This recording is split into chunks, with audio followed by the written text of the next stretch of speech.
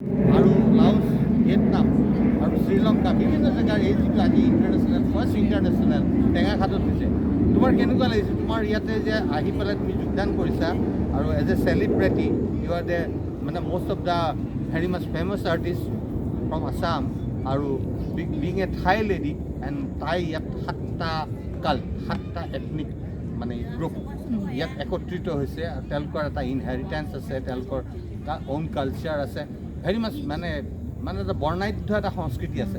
আৰু তোমাৰ এইটো কেনেকুৱা লাগিছে আজি যে এইটো যে ইয়াত নতুন নতুন বস্তু দেখিবলৈ পাবা, তোমালোকৰ লগত আন্তঃসংযোগ এটা হৈছে ম্যানমাৰ, থাইলেণ্ড ইত্যাদি।